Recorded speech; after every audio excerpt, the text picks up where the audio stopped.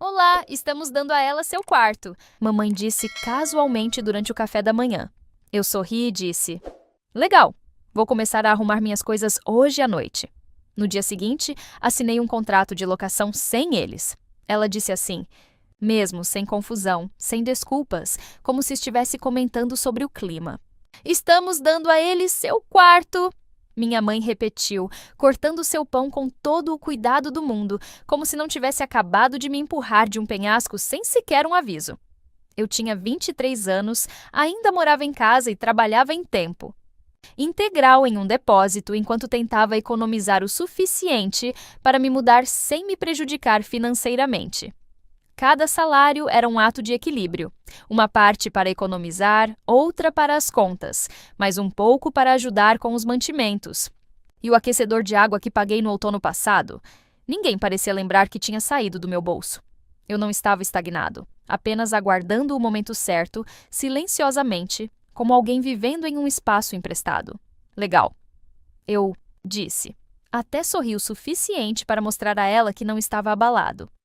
Vou começar a arrumar minhas coisas hoje à noite. E esse foi o momento exato em que decidi que estava pronto. Não era apenas sobre o quarto. Nunca é, de fato. O quarto era a última pedra na represa. A gota que finalmente quebrou a ilusão que eu segurava desde o ensino médio. Eu nunca estive realmente em casa naquela casa. Eu era conveniente, como um eletrodoméstico que funciona silenciosamente em segundo plano até parar de ser útil ou ocupar espaço demais. Fui trabalhar normalmente naquela manhã, mas algo dentro de mim já havia mudado. Eu não voltaria. Não para sempre. Não contei a ninguém. Apenas passei meu horário de almoço rolando listas. Encontrei um modesto apartamento de um quarto a 10 minutos do trabalho e paguei o depósito ali mesmo. 6 meses de aluguel adiantados. Eu estava economizando para outra coisa. Talvez um carro, talvez um futuro que não parecesse exílio. Mas isso era melhor. Ainda fui para casa naquela noite.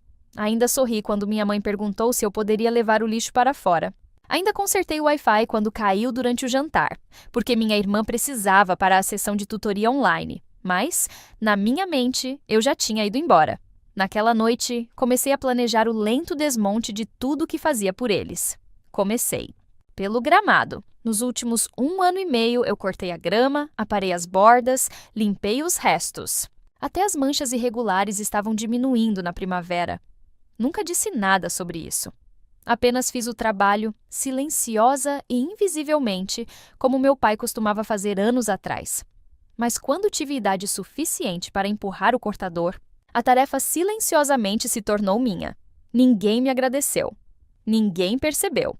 Naquele fim de semana, deixei a grama crescer. Já estava alta por causa da chuva da semana anterior, mas eu não toquei nela. Passei direto pelo galpão onde o cortador ficava e fui tomar café como se fosse qualquer outro dia. Quando voltei, meu pai estava parado no jardim da frente, braços cruzados, olhando para a selva verde como se ela o tivesse insultado pessoalmente. Você esqueceu de cortar a grama? Perguntou, já irritado. Dei de ombros. Não, só não estava com vontade. Ele piscou, confuso, como se não tivesse entendido a frase. Bem, vai fazer isso mais tarde? Acho que não, respondi, passando por ele. Tô ocupado. Foi a menor das rebeliões, mas a onda bateu rápido. No domingo à noite, o Wi-Fi caiu de novo. Minha irmã gritou do quarto porque sua tutoria no Zoom tinha travado no meio da chamada. Normalmente, eu reiniciaria o roteador, trocaria o cabo coaxial defeituoso atrás da TV e reiniciaria a rede. Já tinha memorizado o processo, depois de dezenas de falhas no último ano. Mas, em vez disso, fiquei na cozinha colocando chá no copo e fingindo que não a ouvia gritar. Mãe, ela chamou desesperada. O Wi-Fi quebrou de novo. Eu não sei como consertar. Minha mãe respondeu. Onde ele está? Ela retrucou. Deixei-o se debater por meia hora antes de sair casualmente pela porta, minha refeição em mãos. Ninguém disse uma palavra. Naquela semana, parei de buscar minha irmã na escola. Não avisei ninguém, fazia isso quase toda terça. E quinta-feira há meses. A agenda da mãe não batia e o pai se recusava a sair mais cedo do trabalho.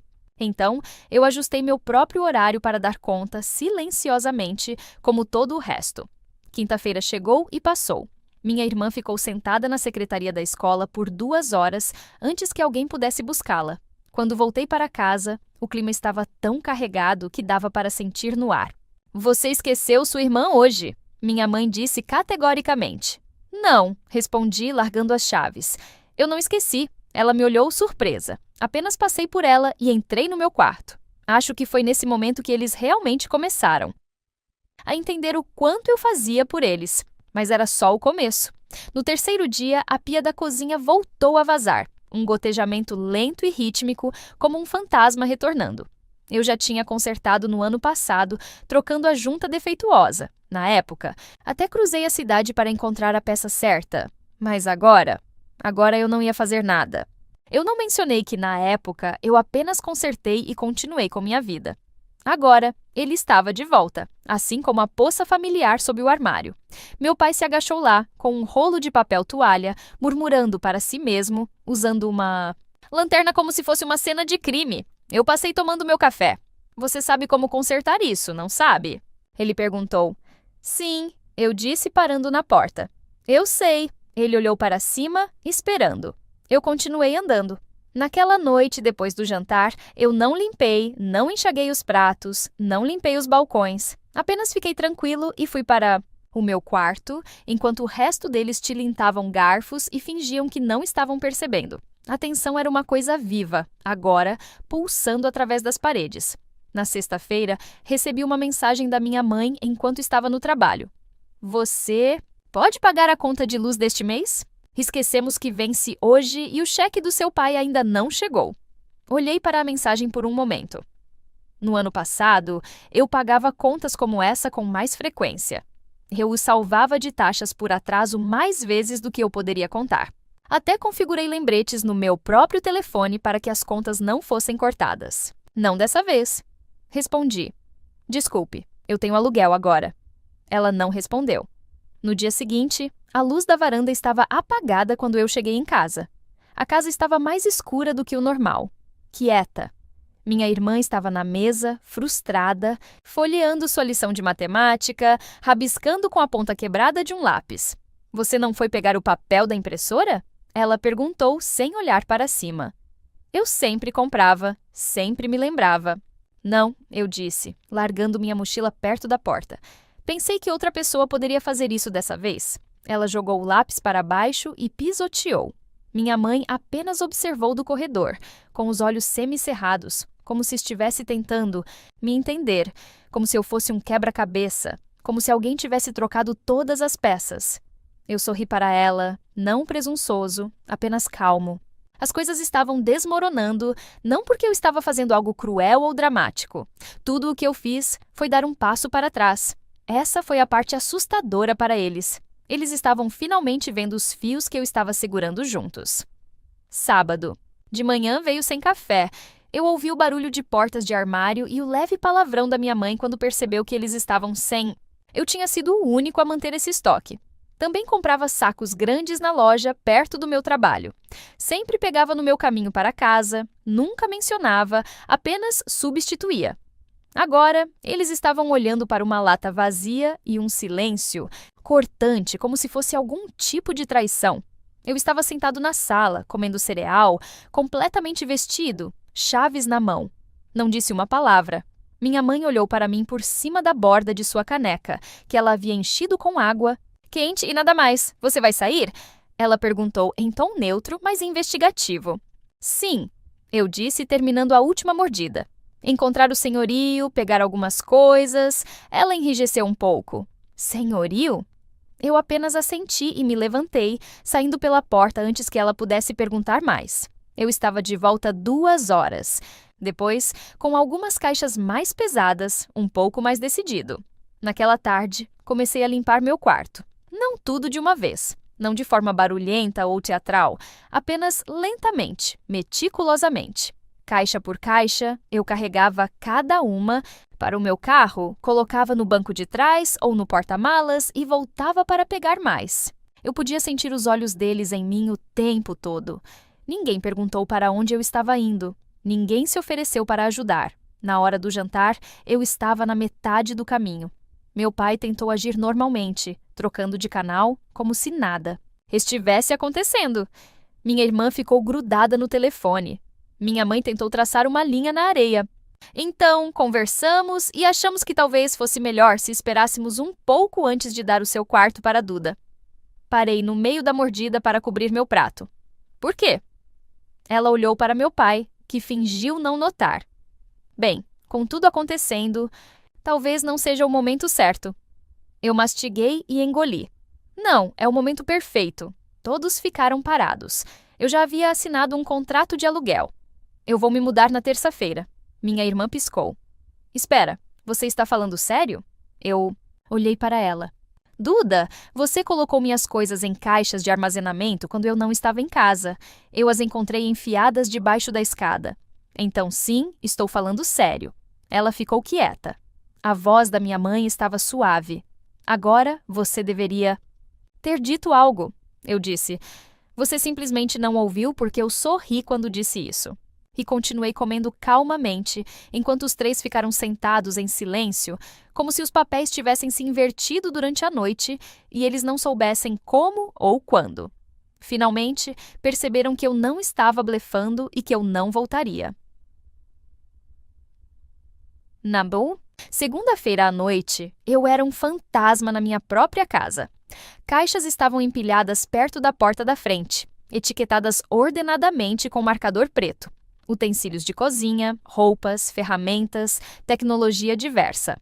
Tudo o que eu já havia reivindicado como meu já estava no porta-malas do meu carro ou no meu novo apartamento vazio, mas cheio de promessas, a apenas 20 minutos de distância. Mas eu não tive pressa nenhuma. Nenhuma fuga, tarde da noite, nenhuma batida de porta. Eu queria que eles vissem quão silenciosa a casa ficava quando eu não estava.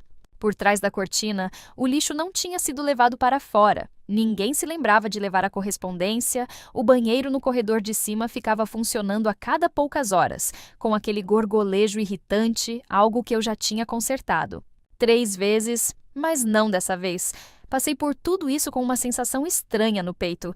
Em um momento, meu pai me encurralou na cozinha. Você realmente acha que está fazendo a coisa certa aqui? Ele perguntou, braços cruzados, fingindo se importar mais do que realmente se importava.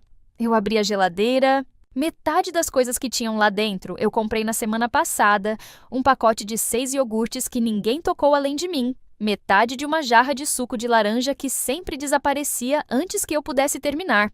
Peguei uma água e me virei para ele. Sim, eu disse. Pela primeira vez em muito tempo, ele franziu a testa. Você acha que é fácil lá fora? Contas de aluguel, tudo isso?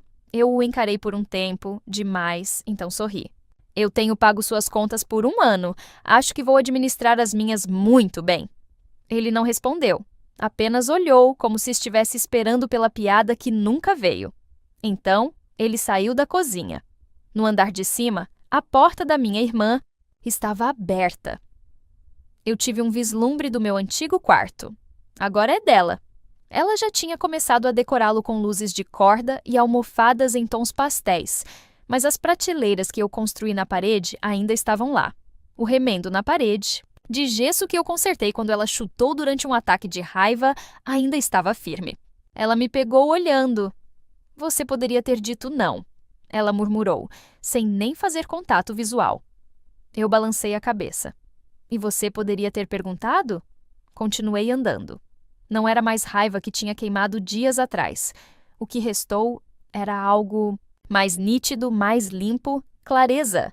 Na terça-feira de manhã, eu tinha ido embora. Coloquei a última caixa no banco de trás e dei uma última olhada na casa. Não com sentimento, não com tristeza, apenas observação. As luzes da varanda ainda estavam quebradas, as lixeiras de reciclagem transbordando, o Wi-Fi caiu novamente. Tudo parecia poético. Antes de eu sair, entrei na cozinha e colei uma única folha de papel na geladeira, com tinta preta. Fatos diretos, nenhuma emoção, dizia. Coisas que eu cuidei que vocês provavelmente não perceberam. Cortei a grama toda semana, levei o lixo para fora e reciclei. Cobri 5 contas de serviços públicos quando elas passaram, consertei o roteador Wi-Fi mais de 10 vezes, compras de supermercado aproximadamente $1.200 em 9 meses, peguei Duda da escola 32 vezes, troquei lâmpadas da varanda 3x, limpei depois do jantar na maioria das noites, paguei discretamente 200 pelo conserto do carro do meu pai. Mantive esta casa funcionando enquanto era tratado como um convidado. No final, uma última frase. Boa sorte lidando com tudo agora. Estou indo viver como um convidado na minha própria casa. E então, tranquei a porta atrás de mim pela última vez. Não tive notícias deles no primeiro dia, mas no segundo, as ligações começaram.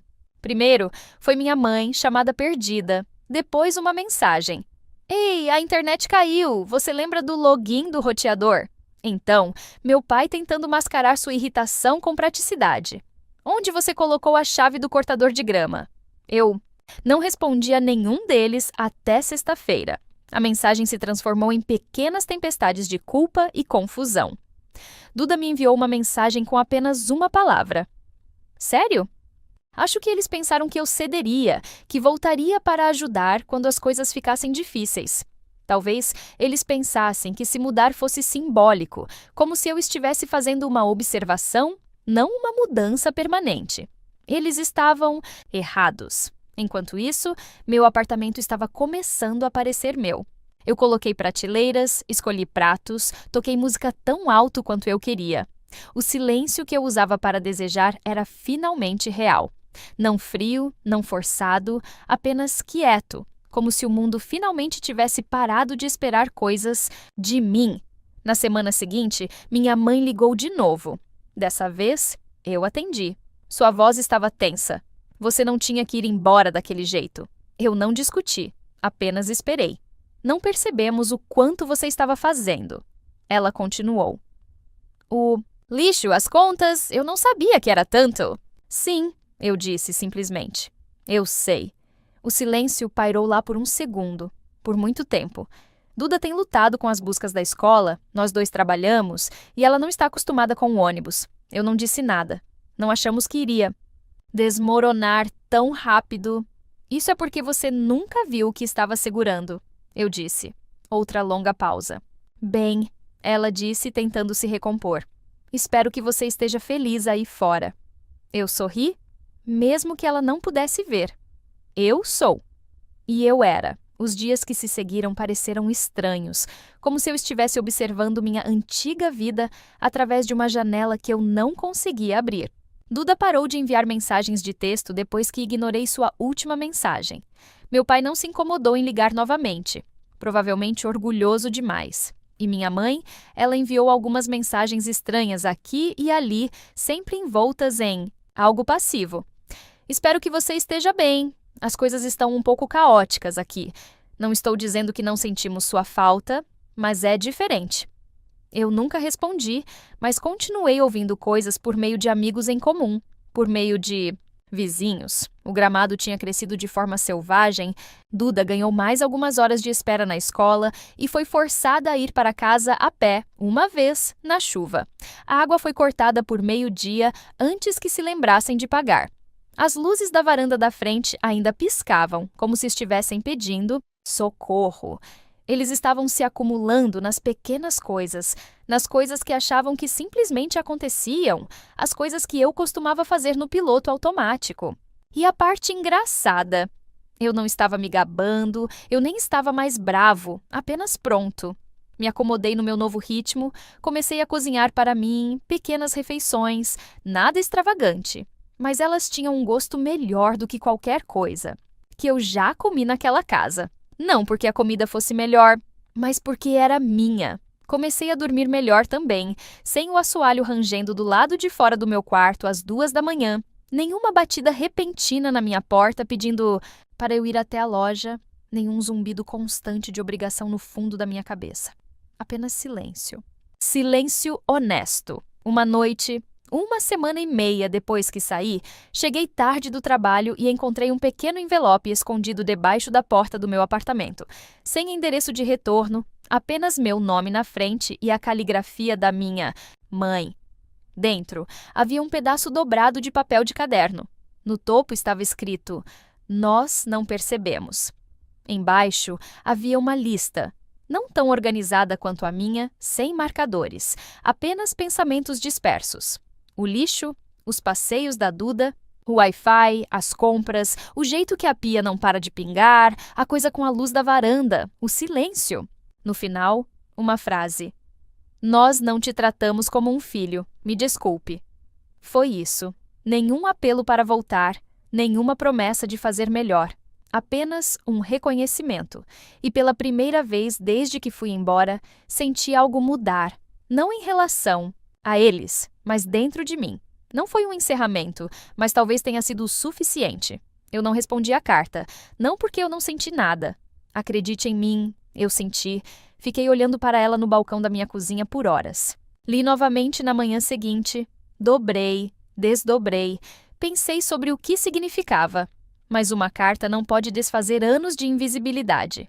Uma lista rabiscada com tinta não apaga todas as vezes que eu só fui notado quando algo quebrou ou precisou ser pago. Eles começaram a ver a lacuna que deixei para trás, e isso estava claro.